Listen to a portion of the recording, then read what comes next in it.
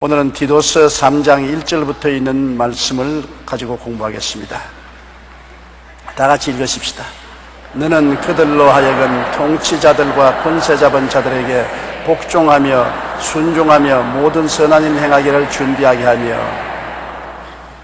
우리 기독교 신앙과 정치 권력과의 관계를 잘 정의해 놓은 것입니다.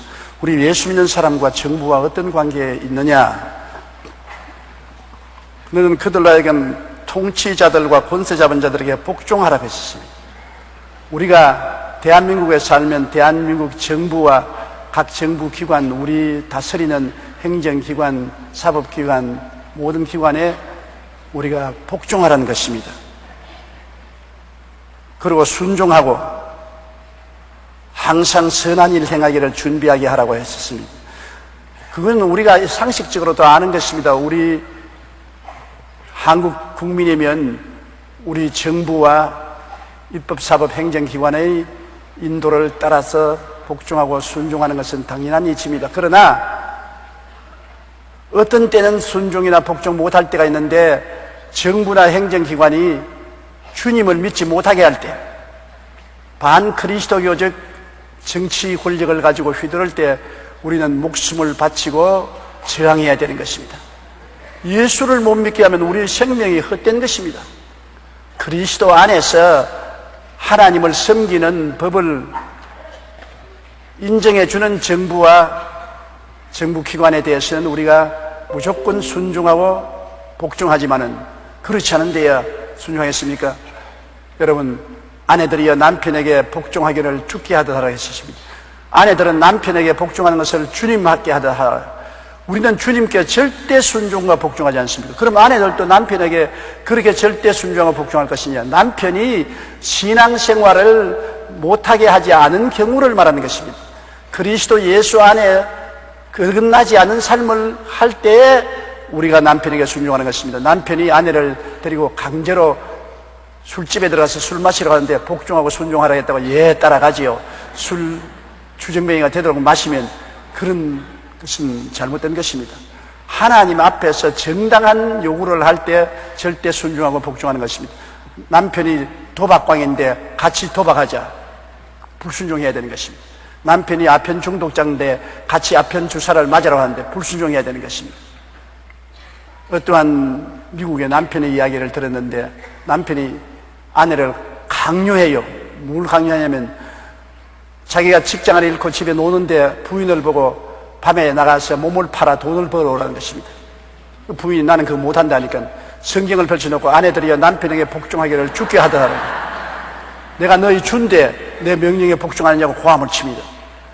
그래서 부인이 남편의 윽박지름에 할 수 없어서 화장을 진하게 하고 길거리에 나가서 몸을 팔려고 했는데, 제일 먼저 잠시만 날 만나십시다, 시간 많이 안 걸립니다, 즐겁게 해드리겠습니다 하고 손목을 붙잡았는데 그분이 누구냐? 경찰관이었습니다. 그 자리에서 체포됐어요. 경찰서에 끌려가서 신문을 한 결과에 창녀가 아니에요, 가정주부예요. 왜 이렇게 했느냐? 우리 남편이 강요를 해서 그랬던 거예요. 남편을 체포해보니까 정신병자예요. 남편이 정신 이상에 걸렸어요. 그래서 그 덕분에 남편을 돈 안 들이고 정신병원에 입원시켜서 치료받게 되었다는 기사를 읽어봤는 것입니다.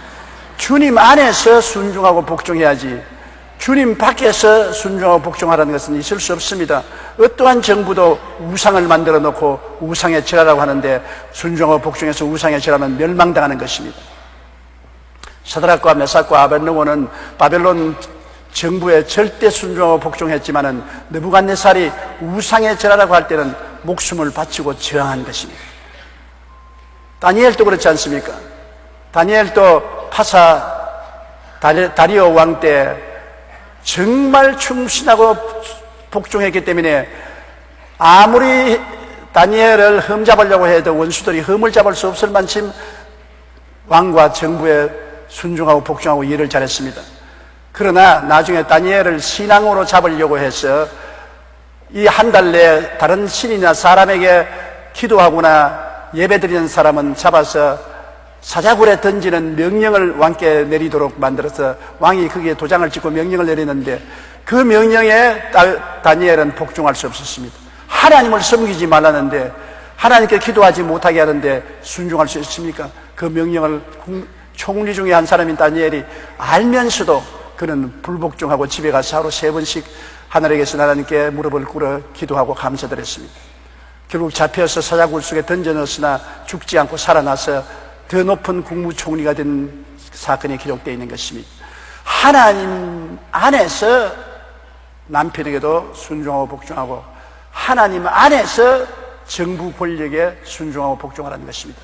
정부가 세금 내라면 세금 내야죠. 정부가 병력으로 군대 나오라면 나야죠.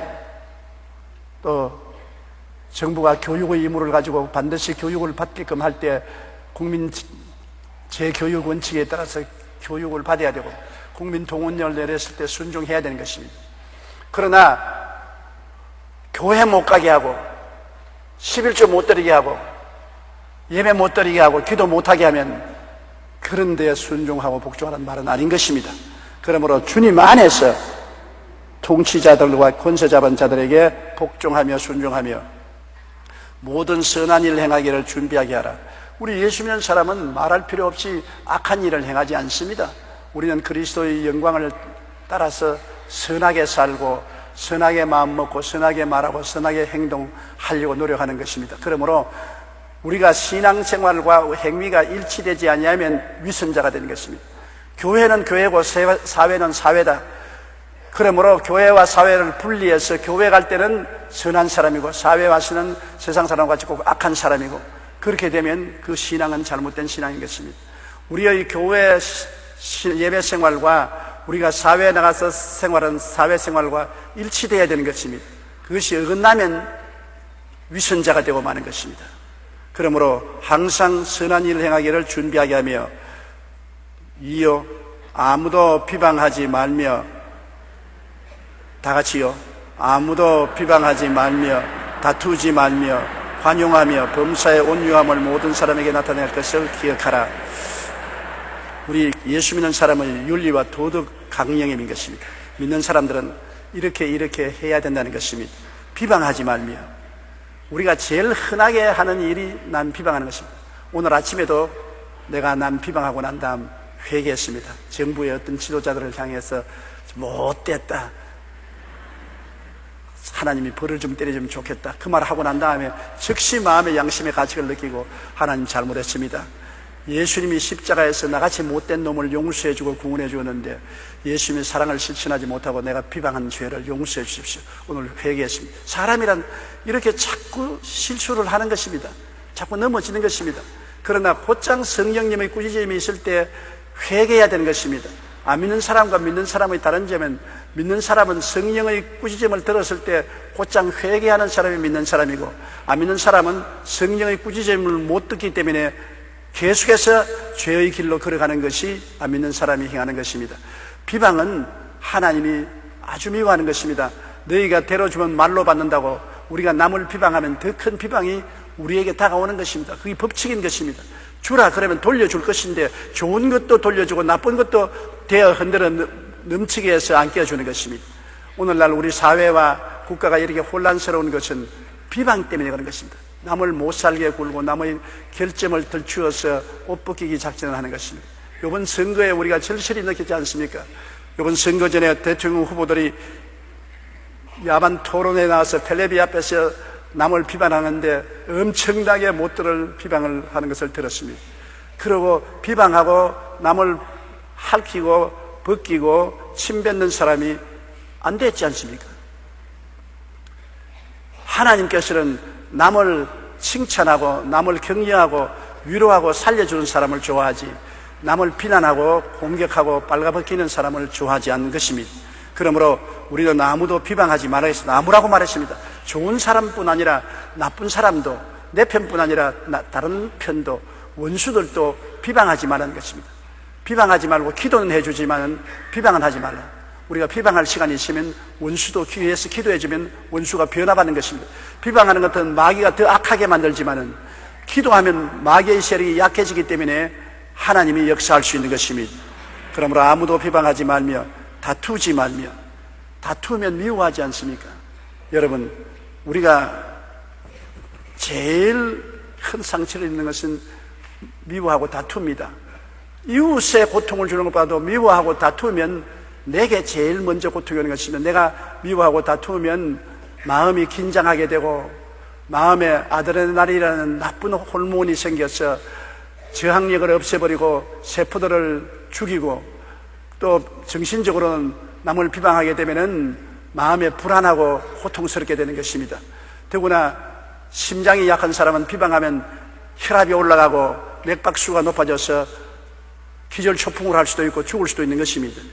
어떤 목사님 이야기를 들어보니까 자기 교회 집사님 한 분이 얼굴이 돌아가서 풍을 맞아서 왔기에 요 사이는 추운 데서 안 자고 다 따뜻한 방에서 자는데 왜 풍이 들을까 싶어서 왜 풍이 들었어요? 무슨 마음의 고통이 있습니까? 예, 친구에게 돈을 빌려줬는데 친구가 날짜가 지나도 돈을 떼먹고 안 갚고 하기 때문에 너무너무 소갈이를 하다가 보니까 얼굴이 돌아갔습니다. 그래서 목사님이 친구를 미워하지 말고 돈을 떼먹었을지라도 기도해 주십시오. 성령의 역사하면 마음의 양심이 갇히게 되어서 회개하고 오히려 돈을 갚을 확률이 많습니다. 미워하면 더 마음을 악하게 둥둥 닫아놓고 떼먹는 김에 완전히 떼먹으려고 할 것입니다. 그러므로 미워하면 내게 고통이 다 오고 입이 다 돌아가지 않습니까? 용서해 주십시오. 그러니까 아무 말도 안 하고 돌아가더랍니다. 얼마 지나서 그 부인이 길거리에서 쓰러져서 병원에 응급실에 갔다고 목사님 빨리 오라고 해서 가보니까 그 친구하고 돈 때문에 심히 다투다가 뇌졸중이 걸려서 길거리에 쓰러졌습니다. 인사불성이 되어서 병원에 입원했습니다. 그러고 난 그 길로서 얼마 안 있다가 세상을 떴다는 이야기를 들었습니다. 돈 때문에 내가 친구를 미워하고 친구와 다투다가 입도 삐뚤어지고 나중에 뇌졸중이 걸려서 쓰러져서 죽기까지 합니다. 결국에는 돈 때문에 죽었단 말입니다. 천하보다 귀한 생명을 돈 때문에 잃었으니 얼마나 큰 손해입니까? 다투어서 문제가 해결될 것 같으면 좋지요. 다투어서 문제가 해결되지 않습니다. 좋게 화해하고 타협해야 문제가 해결되는데, 그러므로 다툴 일이 있으면 기도하는 것이 제일 좋습니다. 부부간에도 서로 사소한 문제로 다투다가 가정이 파괴되지 않습니까? 남편이나 아내가 다투면 보통 다투지 않습니다. 미운 생각이 들어오면 시아버지나 시어머니, 장모나 장인, 사돈의 팔촌까지 다 해치고 다른다는 것입니다. 사람들이 다투면 남 속상하라고 창자를 비틀어 잡아 당기지 않습니까?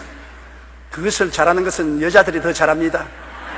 실제로 남편이 못되기를 원하지 않으면서 싸울 때는 당장 미워져서 남편의 속을 확 뒤집어 놓아야 속이 시원하거든요.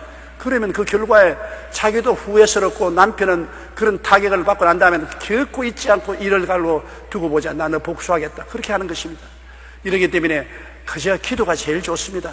다투지 말고 문제가 생기면 하나님께 기도하면 하나님이 개입하셔야 되는 것입니다.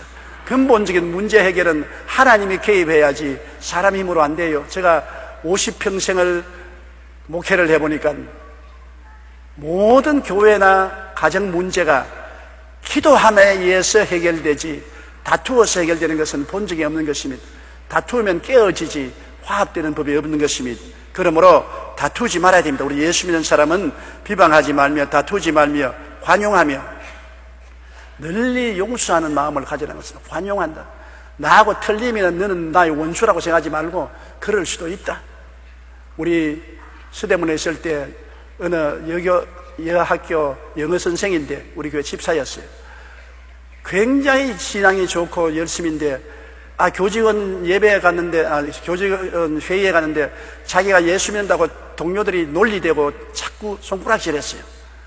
그래서 하나님 앞에 기도를 했답니다. 하나님이여, 예수를 믿는다고 나를 비난하는 저 사람들 입이 비틀어지게 하여 주시옵소서. 그러니까 그러지 말라. 오히려 축복해 주라. 어떻게 축복해 줍니까? 너 마음속에 그럴 수도 있다고 말해라. 그래서 그래요. 그래서 막 욕을 할 때 그럴 수도 있다. 그게 마음이 편안하더랍니다. 관용입니다. 욕할 수도 있구나. 그럴 수도 있다. 남편이 확짝 화를 내거든 부인이 대답하기 전에 그럴 수도 있다. 몰라서 그렇고 오해하지 못해서 그래서 그럴 수도 있다. 아내가 쫑쫑거리거든. 그럴 수 있다. 내가 이해해 줘야 되겠다.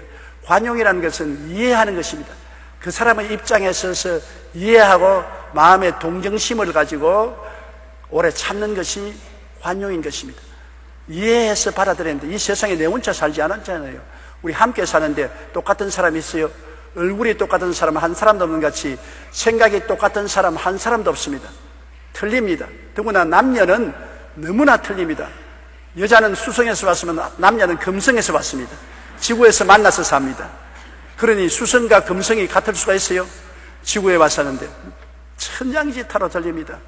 여자들은 어느 신경이 발달되어서 말을 잘하죠. 남자는 이성의 발달되어서 이 추리를 잘하죠. 벌써 그것부터 다른 것입니다. 여자는 모든 것이 감상적이고 남자는 모든 것이 지적인 것입니다. 이러므로 생각하는 것이나 느끼는 것이나 체험하는 것이 서로 달라요. 관용해야 돼요. 남자는 여자의 위치에 서서 생각하고 받아들여야 되고 여자는 남자의 위치에 서서 생각하고 받아들여야 되는 것입니다. 그러므로 넓은 마음을 가지고 받아들여서 우리 함께 가자. 여러분, 조그마한 실개천은 관용이 없습니다. 흙탕물이 흘러오면 함께 황토흙이 되어버리고 마는 것입니다. 그러나 큰 한강 같은 강물을 보십시오. 온갖 도랑물이 다 와도 다 끌어안고 풀어 청청히 흐르게 되는 것입니다. 바닷물은 온갖 세상의 배설물을 다 받아가지고도 푸르게 흐르고 있는 것입니다. 이와 같이 관용은 모든 사람을 받아들여서 함께 살아야 되는 것입니다. 우리 따라 말씀해. 우리 함께 삽시다. 남북한도 서로 함께 살아야 돼요. 다투면은 전쟁 나면 저것도 죽고 우리도 죽고 다 죽어요. 서로 함께 살아야 돼요. 함께 잘 먹고 잘 입고 잘 살 수 있어야지. 다투면 안 되지만 그러기 위해서는 관용을 해야 돼요. 우리도 북한 체제를 인정하고 북한도 우리 체제를 인정하고 서로 체제 간에 인정하고 서로 도와주고 서로 고쳐주고 서로 끌어주고 밀어주면서 살아야지. 서로 자꾸 손가락질하고 비난하고 공격하면 나중에 다툼이 전쟁으로 변하고 열전이 되고 많은 사람이 희생될 수가 있는 것입니다. 관용하는 마음을 가지고서 문제를 해결해야 되는 것입니다. 범사의 온유함을 모든 사람에게 나타낼 것을 기억하라. 범사의 온유하다. 온유하다는 것은 따뜻하고 부드럽다는 것입니다. 여러분, 온유라면 누구 생각이 납니까? 나는 온유라면 우리 할머니 생각이 납니다. 우리 할머니가 그때는 굉장히 늙은 것 같았는데 지금 내가 가만히 생각하니까 우리 할머니가 50대 중반쯤 됐었어요. 근데 그렇게 늙지 않았었어요. 나는 막 완전히 이 세상 사람 아닌 줄 알았는데, 그러나 할머니가 무엇이 용서받아요. 무엇을 잘못해도 아이고 내 새끼 하고 그러안고 엉덩이 때리고 괜찮다 괜찮다 눈물을 닦아주기 때문에 나는 할머니하고 같이 자랐으므로 할머니 기억이 늘 나요. 따뜻하고 부드러운 할머니 품 얼마나 좋은지 모르겠어요. 우리 할머님 젖을 늘 만지고 빨고 나는 자라났었습니다. 우리 할머님 젖 만지고 저녁에 빨고서야 내가 잠이 드니까. 그러므로 우리 할머니 기억이 내 기억 속에 떠나지 않습니다. 우리 어머니는 날 낳고 날 길러주셨지만은 내가 기억을 잘 못할 때 그렇게 했죠. 내 후에 연년생으로 어머니가 애를 낳으니까 나는 내 차례가 안 가요. 어머니 곁에 가면 탁 밀어내버리고 동생부터 돌보시고 나는 저리 가라, 할머니에게로 가라. 그래서 나는 이 집에서 태어난 아들이 아닌가 보다. 왜 나만 자꾸, 그러니 내 밑에 동생 생기고 또 동생 생기고 또 동생 생기고. 우리 어머니 기억은 배가 불렀다 꺼졌다 하는 기억밖에 나지 않아요. 내가 지금 생각하면 우리 어머니만 지금 고생 많이 하신 분이 없어요. 애 한 사람 키우는데 손발이 다 달랐는데 9을 키웠으니 얼마나 고생을 하셨습니까?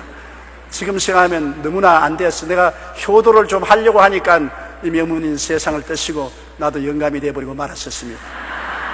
그러므로 관용은 할머니나 어머니 생각이 늘 나지요. 우리 세상에서 누구를 제일 좋아하는 것입니까? 따뜻하고 부드러운 사람을 제일 좋아하는 것입니다. 사람이 차고 싸나우면 근처에 붙을 수가 없는 것입니다. 따뜻하고 부드럽게 인생을 대하면 많은 사람들이 허물 없이 대할 수가 있고 평안을 가지고 함께 살아갈 수 있는 것입니다. 함께 살아가는 세상에 좋든 안 좋든 우리는 마음을 따뜻하게 품고 부드럽게 품어야 되는 것입니다. 온유한 동물들은 같이 살지 않아요. 개가 제일 온유하고 그 다음 고양이, 말, 소, 온유한 짐승들은 가축으로 집에 살잖아요. 그건 겁나지 않지 않았습니까? 그러나 싸나운 짐승, 호랑이나 사자나 늑대나 뱀이나 싸나운 짐승들은 우리가 피하지 않습니까? 온유하지 않기 때문에 그런 것입니다. 온유한 사람하고는 언제나 같이 있기를 원하고 함께 지나기를 원하는 것입니다. 이 세상에 사업에 성공하려면 인간관계가 제일 중요한 것입니다. 사람을 관계해야 성공하는 것인데, 사람을 관계할 때 따뜻하고 부드러운 마음으로 관계를 하면은 굉장히 인상에 깊이 박히고, 안 들어줄 말도 들어주고 안 들을 일도 성사가 되는 것입니다. 그러나 딱딱하고 싸늘하면은 사람들이 회피하고 같이 교제하려고 하지 않는 것입니다. 이러기 때문에 온유한 사람, 부드럽고 따뜻한 사람, 이러한 사람이 성공하는 이유는, 온유한 자가 땅을 차지할 것이라고 성경에 말한 것처럼 땅을 차지하는 것은 세상에서도 성공한다는 것입니다. 온유한 사람이 천국만 갈 뿐 아니라 이 땅에서도 온유한 사람이 성공하지, 싸나운 사람이 성공하지 않습니다. 범사의 모든 일에 온유함을 모든 사람에게 나타낼 것을 기억하라. 모든 사람, 좋은 사람뿐 아니라 나쁜 사람도, 친구뿐 아니라 원수에게도 부드럽고 따뜻한 마음을 가지는 것입니다. 우리 예수 믿는 사람의 윤리 강령이 바로, 따라 말씀하시죠. 우리 예수 믿는 사람 윤리 강령은, 첫째로 비방하지 말고, 둘째로 다투지 말고, 셋째로 관용하고, 넷째로 온유함을 가져라. 참 좋은 말씀이지요. 이대로 실천하면 성인 군자가 되겠는데 우리는 자꾸 넘어집니다. 자꾸 실패를 해요. 그러나 실패를 두려워하지 마십시오.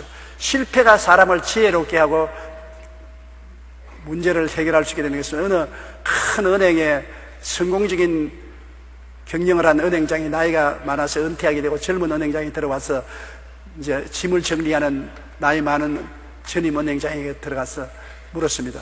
어떻게 은행장님은 이렇게 성공적인 관리를 잘했었습니까? 그러니까 판단을 잘해야지요. 아, 그래요.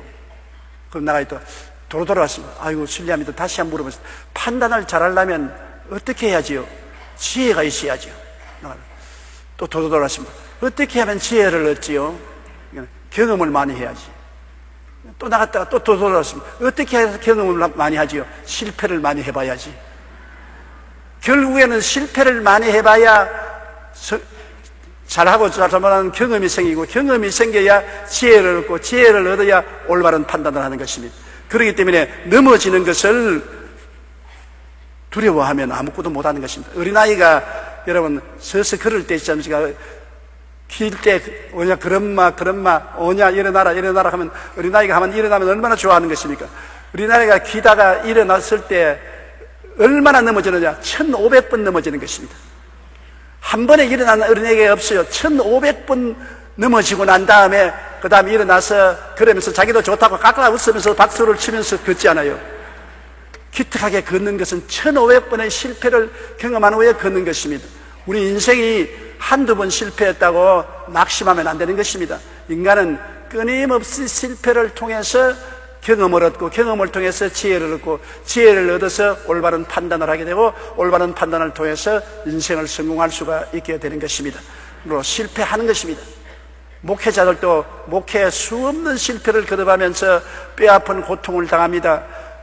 설교를 잘못하고 난 다음에, 예배가 끝나고 난 다음에 저는 죽고 싶은 생각이 여러 번 났습니다. 지옥만 없으면 죽어버리면 좋겠다. 자기 가책이 얼마나 되는지 몰라요. 성도들은 설교를 듣고 난 다음 문 밖에 나갈 때 다 잊어버립니다. 여러분, 저 설교 나갔다면 버스 타고 오늘 무슨 설교했습니까? 하면 기억하는 사람 별로 없어요. 콩나물 단지와 같습니다. 물 싹 쏟아버리면 싹 내려버립니다. 그런데 물은 왜 졌냐? 물이 싹 내려가면서도 콩나물은 자랍니다. 설교는 듣고 다 잊어버려도 속에서 양분이 비축되어서 자라는 것입니다. 기억할 필요 없어요. 또 기억 안 하는 것이 목사님에게는 좋습니다. 다 알고 있으면 되풀이 못하니까요. 그런데 그럼에도 불구하고 설교한 당사자는 설교를 실패하고 나면 마음의 가책과 고통이 와서 몸부림치게 되는 것입니다. 그런 몸부림이 있어야 더 열심히 설교를 준비하고 기도하고 설교를 잘할 수 있게 되는 것입니다. 실패 없는 성공은 위험합니다. 자꾸 성공만 하고 실패하지 않은 사람은 나중에 큰 실패를 해서 폐가망신하고 마는 것입니다. 이러므로 우리 신앙생활도 자꾸 넘어지고 또 일어나고 넘어지고 일어나고, 그래서 나중에 온전한 신앙인이 되는 것입니다. 여러분께서 그러므로 비방하거든 회개하고, 다투거든 회개하고, 환용하지 못하거든 회개하고, 온유하지 못하거든 회개해서 항상 변화를 받게 되시기를 바랍니다. 셋째요, 우리도 전에는 어리석은 자요, 순종하지 아니한 자요, 속은 자요, 여러 가지 정욕과 행락에 종노릇한 자요, 악독과 투기를 일삼은 자요, 가정스러운 자요, 비참미워한 자였으나 구원받지 못할 때 우리의 심성을 보여주는 것입니다. 받지 못할 때는 뱀이요 독사였습니다.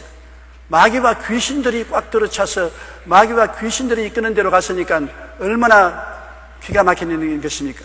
그러므로 마귀와 독사들 같이 우리는 전에는 어리석은 자였습니다. 왜 어리석은 자냐? 하나님의 지혜를 받지 않고 마귀가 시킨 대로 하니까 어리석은 자인 것입니까?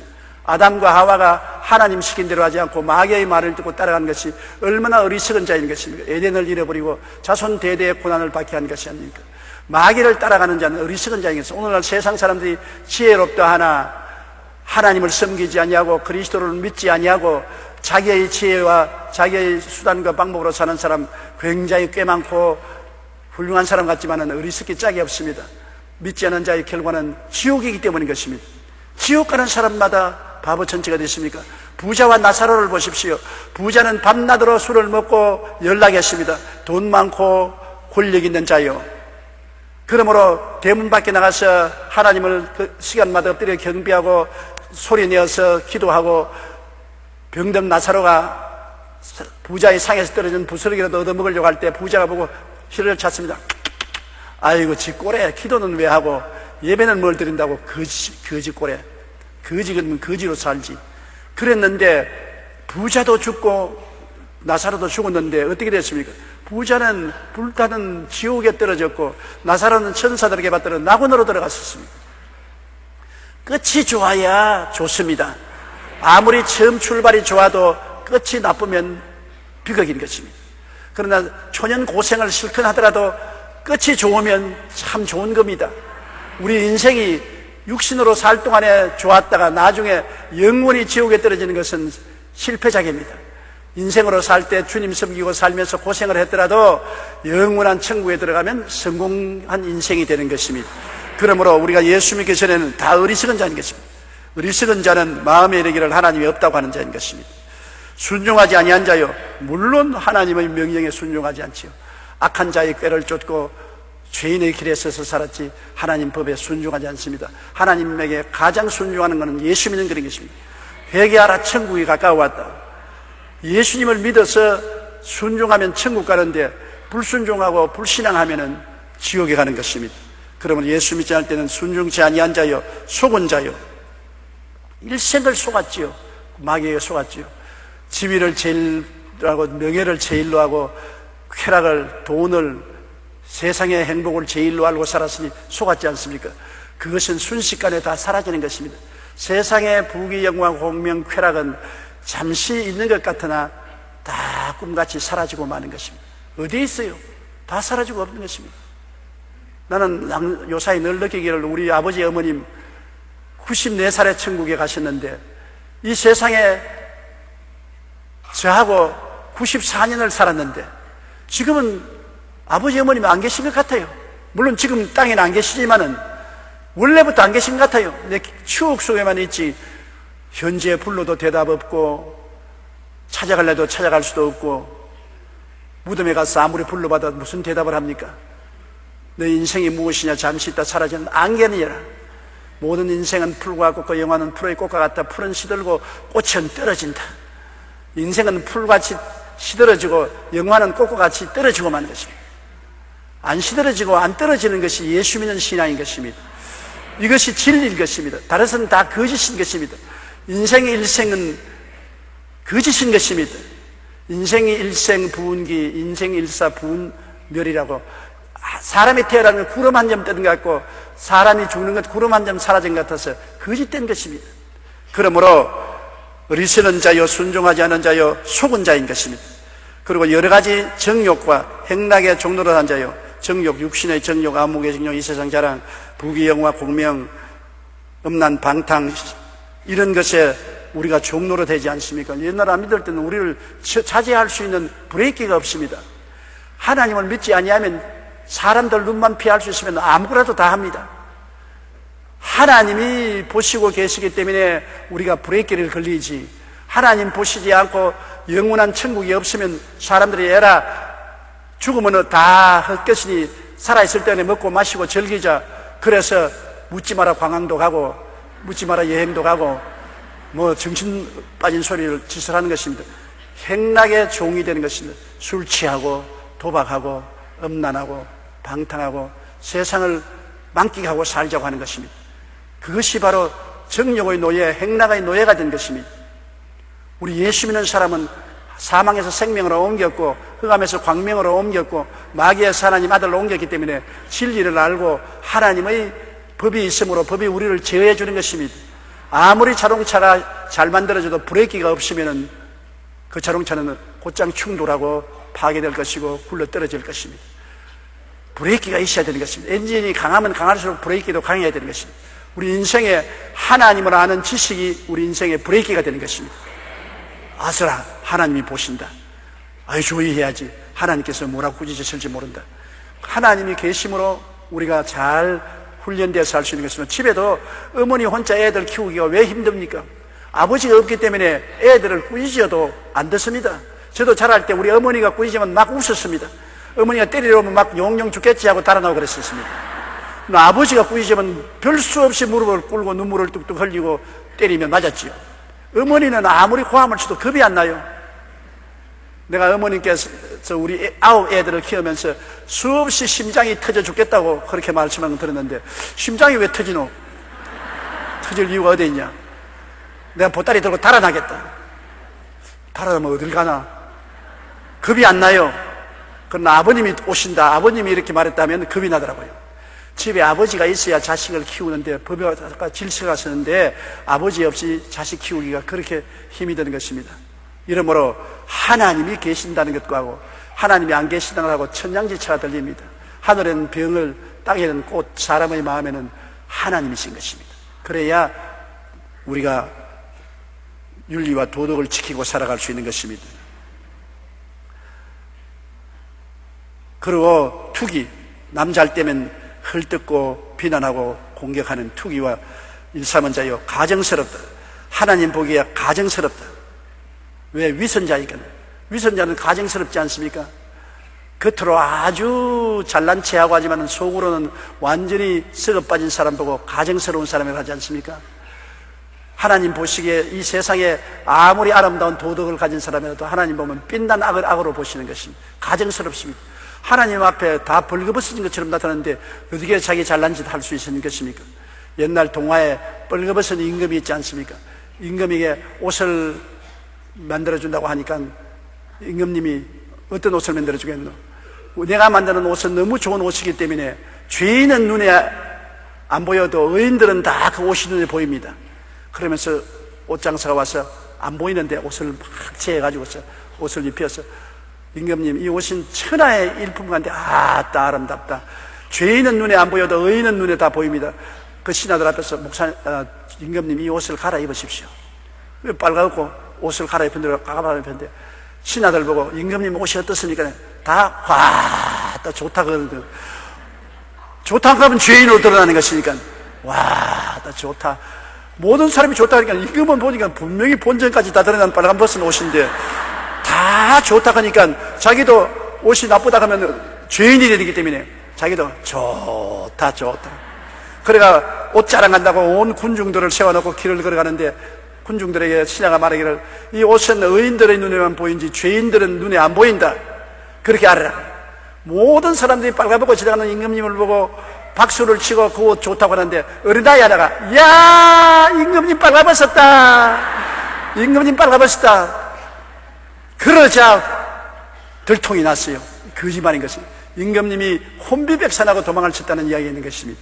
여러분, 사람들은 모두 다 자기가 좋은 옷을 입은 줄 알지만 실제 하나님 보시기에는 뻘거벗은 것입니다. 아담이 죄를 짓고 나무 뒤에 숨었으나 하나님은 어디 계신지 다 알고 계신 것입니다.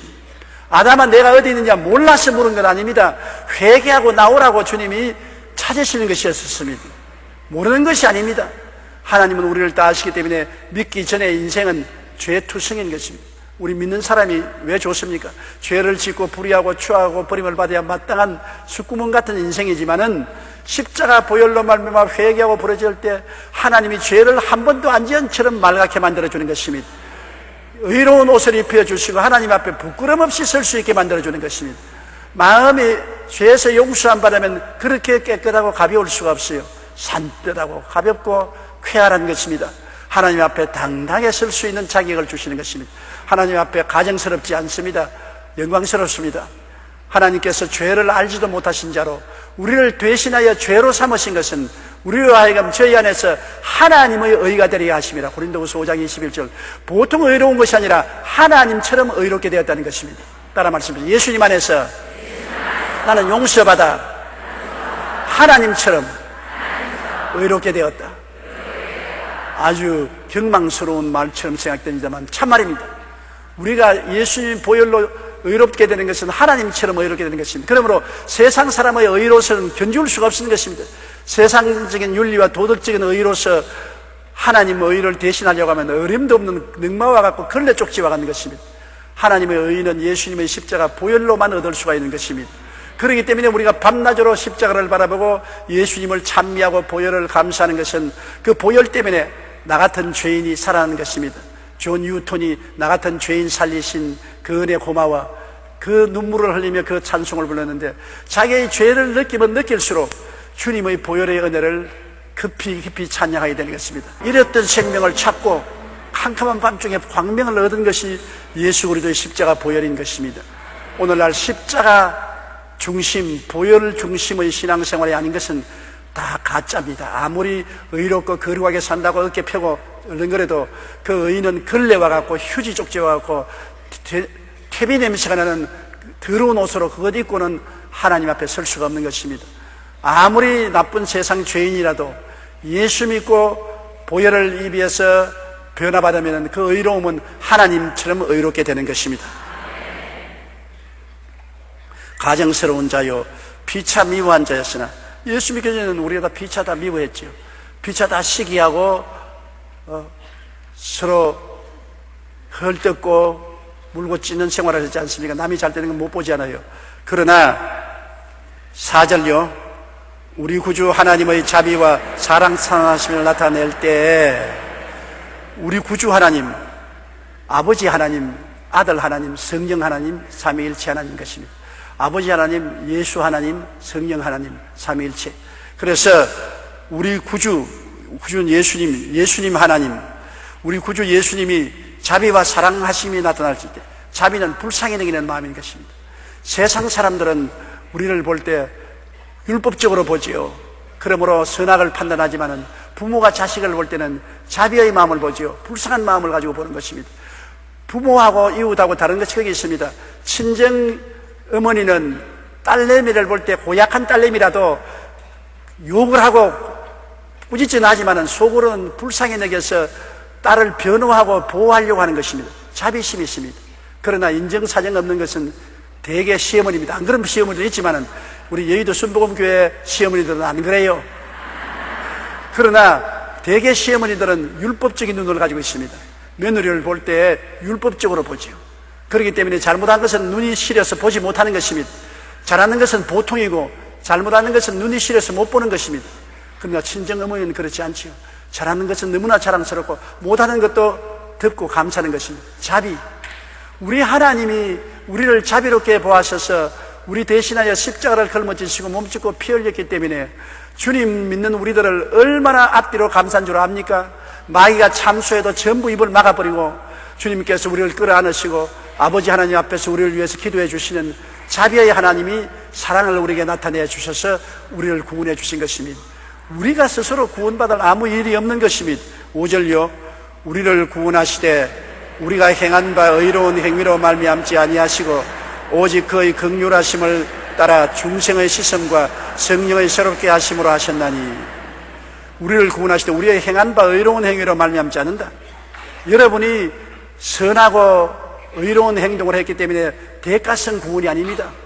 구원은 대가성이 아닙니다. 백화점에 가서 물건 사듯이 우리가 좋은 대가를 지불하고 구원받는 것 아닙니다. 세상의 다른 모든 종교들은 대가성입니다. 내가 잘해야 구원을 받는다는 행위를 주장하는 것입니다. 물론 잘해야지요. 그건 구원받고 난 다음에 일이고, 구원은 대가성이 아니고 은혜의 선물로 받는 것입니다.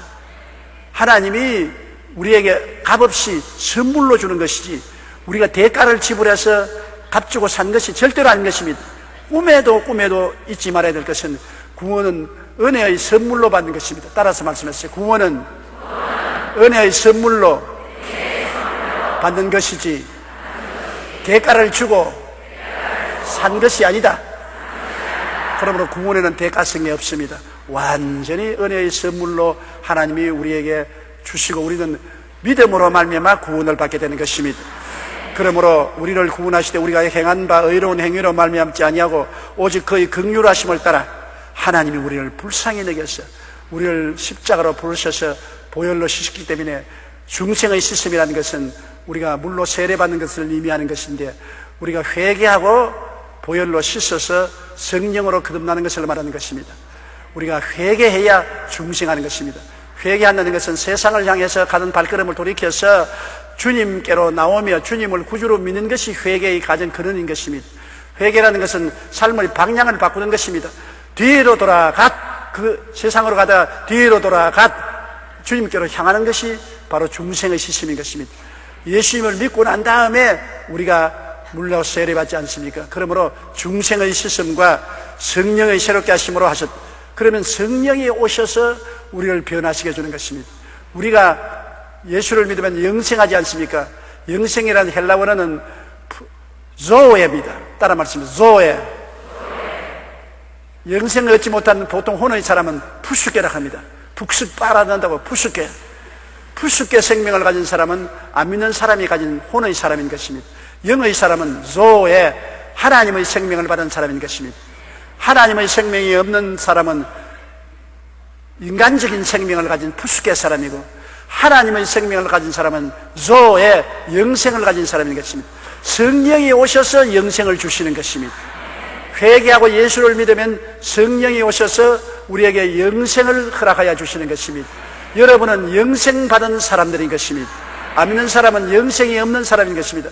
물과 기름처럼 차이가 있어요. 지금은 육신의 옷을 입고 있으니까 속 사람이 안 보이지만은 나중에 캡슐을 탁 열어 제끼면 속 사람이 튀어나오는데, 한 사람은 하나님의 생명을 받아서 그리스도의 모습을 닮은 사람으로 튀어나오고, 한 사람은 완전히 부패하고 썩은 사람으로 태어나게 되는 것입니다.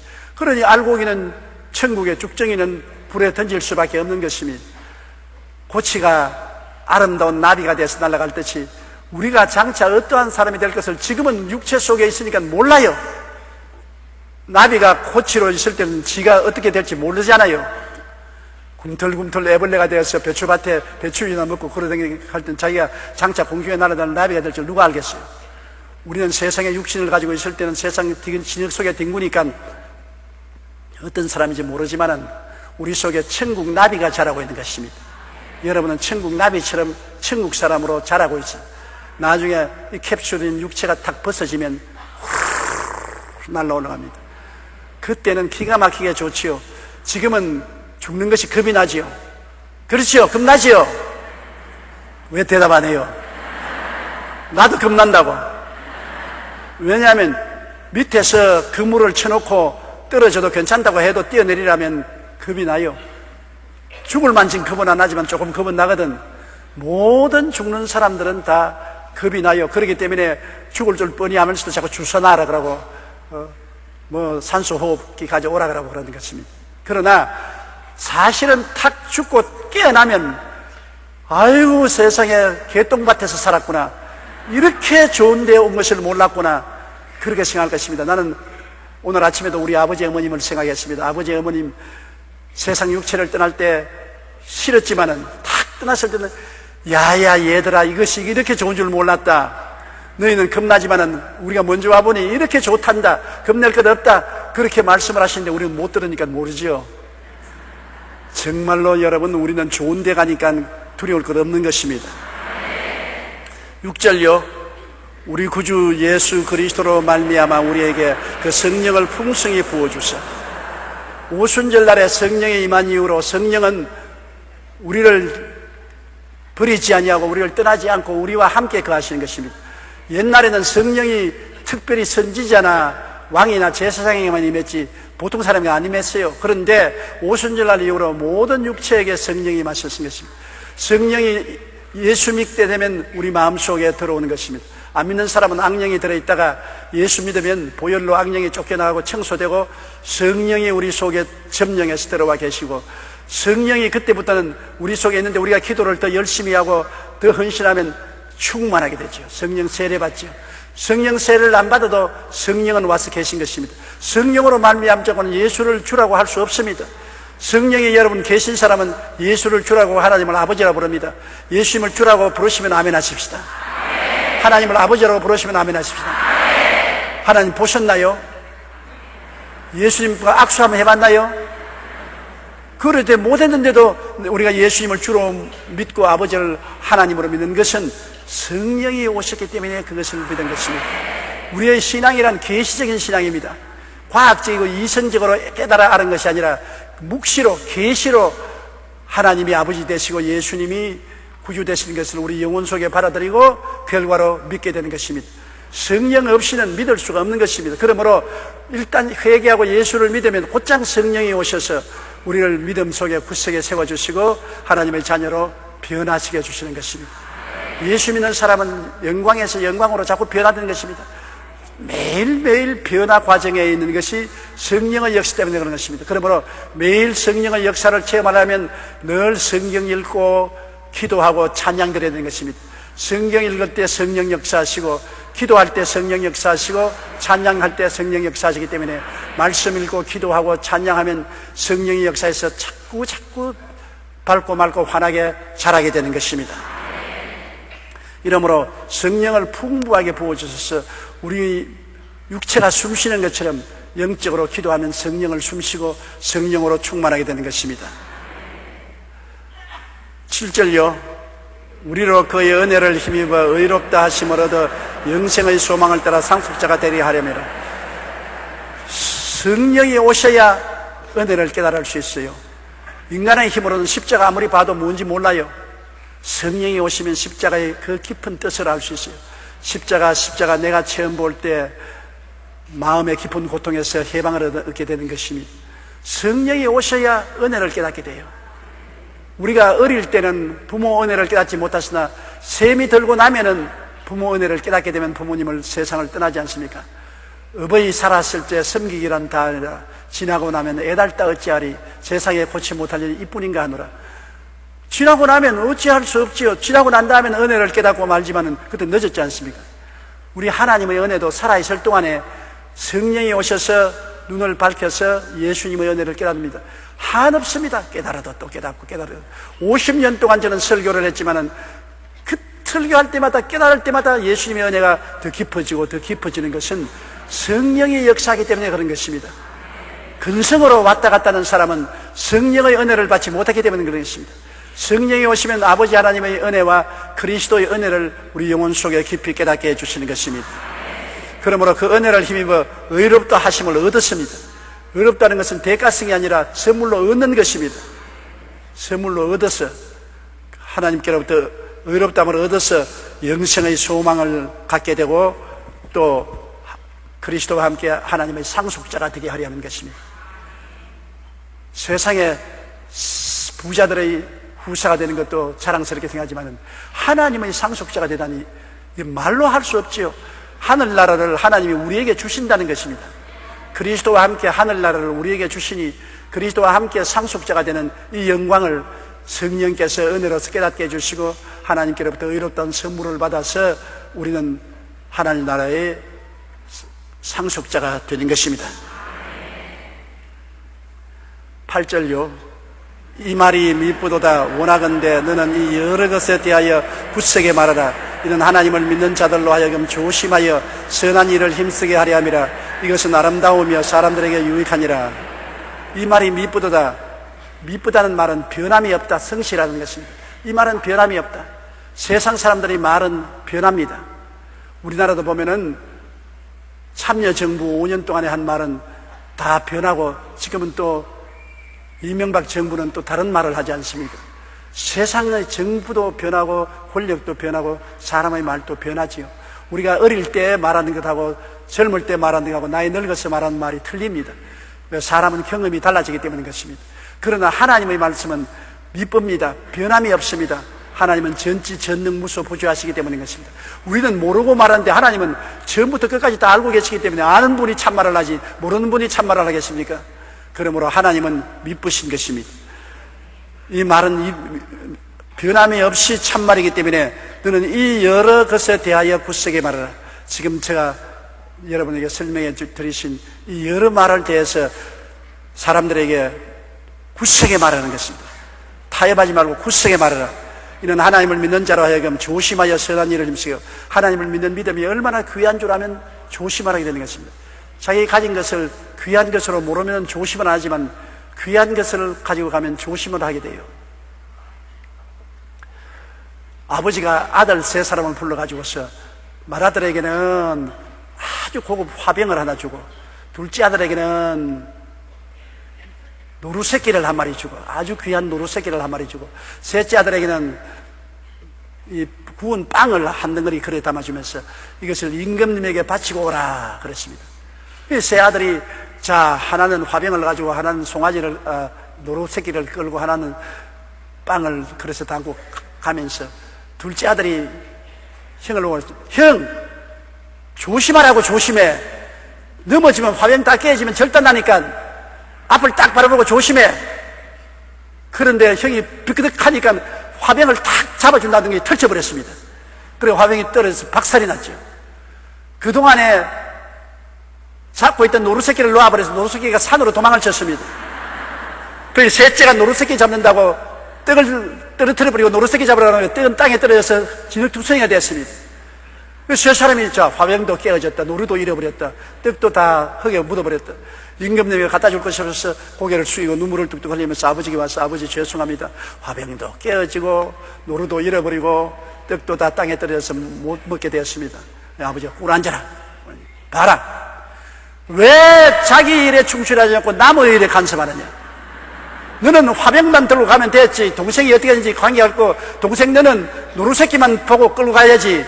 또 떡까지 너는 떡만 바라보고 가야지. 왜 남의 일에 간섭하고 남의 일에 손대다가 너희 일도 망치지 않느냐? 이제 앞으로 이것을 교훈 삼아서 절대로 남의 일에 간섭하지 말고 너희 일이나 잘해라. 그 말 맞아요. 오늘 우리가 자꾸 남의 일에 간섭하는데 자기 일을 못하는 사람일수록 남의 일에 간섭이 많습니다. 성공한 사람 너무 간섭 안 해요. 실패한 사람이 남에게 간섭 많이 합니다. 가만히 인생을 살아보십시오. 정말 공부를 많이 하고 지식이 많은 사람은 자기 잘난 체 안 합니다. 쬐가만치 많은 사람이 자기 잘한다고 내가 옛날에 병원에서 일할 때 제가 그 병원 의사 선생님에게 영어 개인 교사를 했는데, 그때 미군 부산 하야리아 부대에서 통역으로 있던 사람이 뉴스 위키를 손에 탁 쥐고서 와서 자기는 영어를 잘한다고 의시되는데 병원에 와서 이야기를 하는데, 의사 선생님이, 우리 이 조 선생도 영어를 잘한다고, 내가 영어 선생을 하는데 조 선생하고 영어를 한번 해보라니까, 이 사람이 나를 얕잡아 보고서 What do you do? 당신은 뭐 합니까? 그러면 What do you do? 그러면 완전히 엉터리예요. 그리고 내가 Who are you? 그러니까 I is a interpreter. 완전히 틀렸습니다. I am이지 무슨 I is요. 그러니까 자기가 뭣도 모르니까 잘한다고 의시돼야지, 잘 아는 사람은 조심스러워서 말 안 하는 것입니다. 벼가 이삭이 들어가서 익으면 고개를 툭 쓰지만은 안 익은 것이 이렇게 고개를 뜨고 바람 보면 했다 하죠. 그렇기 때문에 우리가 항상 구원이 얼마나 귀한 줄 알고 구원으로 영혼이 무르익은 사람은 겸손한 것입니다. 조심을 하는 것입니다. 하나님의 구원을 잃어버릴까 싶어서 매사에 조심하지요. 구원인고 뭐또 모르는 사람이 자꾸 교회에 와서 떠들어졌겠지요. 교회에 와서 목사하고 싸우고 장로들하고 싸우고 성도들하고 싸우고 교회에 온갖 간섭을 다하는 사람 위험하기 짝이 없습니다. 제가 이제 졸업하기 전이니까 마음대로 말할 수 있습니다. 교회 제일 간섭 안 하는 사람이 교회 봉사하는 사람이 간섭이 많습니다. 교회 11조도 내지 않고 봉사를 하는 사람이 교회 목사와 장로들 중에서 간섭을 제일 많이 합니다. 이렇게 하라 저렇게 하라 온갖 비난 공격을 당합니다. 그런데 교회 11조만 내고 봉사하는 사람은 가만히 참고 겸손하게 머리를 숙이고 정말 목회에 도움이 되는 것입니다. 까부는 사람, 절대로 목회에 도움이 안 되는 사람은 알아보면 교회 봉사하지 않은 사람인 것입니다. 정말로 인격적으로 성숙한 사람은 입이 무겁고 행동이 조심스럽게 하는 것입니다. 우리가 예수 믿고 정말 알곡이 된 사람은 조심해야 되는 것입니다. 이 귀한 축복을 쏟아버리면 어떻게 하는 것입니까? 잃어버리지 않도록 조심해야죠. 그러므로 항상 하나님을 믿는 자들로 하여금 조심하여 선한 일을 힘쓰게 하라. 선한 일은 상을 받거든요. 구원은 공짜로 받지만 하늘에 가서 상 받는 것은 선한 일을 행한 사람이 상을 받는 것입니다. 믿음으로 구원을 받지만은 축복은, 상급은 행위로 말미암아 상급을 받는 것입니다. 이 땅에서도 한 가지요.